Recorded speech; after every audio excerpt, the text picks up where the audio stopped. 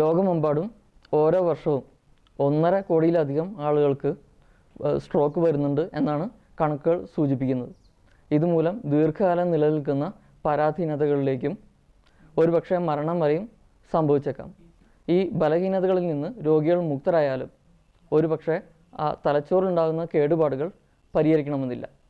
അതിനാൽ സ്ട്രോക്കിൻ്റെ ലക്ഷണങ്ങൾ ആരംഭിച്ചാൽ, അതായത് പൊടുന്നനെ ഉണ്ടാകുന്ന ഒരു ഭാഗത്ത് ഉള്ള തളർച്ച, തരിപ്പ്, അതല്ലെങ്കിൽ പൊടുന്നനെ ഉണ്ടാകുന്ന സംസാരിക്കാനുള്ള ബുദ്ധിമുട്ട്, കാഴ്ച, കേൾവി, ബാലൻസ് ഇവയിലുണ്ടാകുന്ന തകരാറുകൾ സ്ട്രോക്കിൻ്റെ ലക്ഷണങ്ങളാണെന്ന് തിരിച്ചറിഞ്ഞ് ഇപ്പോൾ ഉടനെ തന്നെ സ്ട്രോക്ക് യൂണിറ്റോ അതല്ലെങ്കിൽ ഒരു ന്യൂറോളജിസ്റ്റിൻ്റെ സർവീസോ ഉള്ള ഒരു ആശുപത്രിയിൽ എത്തിച്ചേരേണ്ടതാണ്.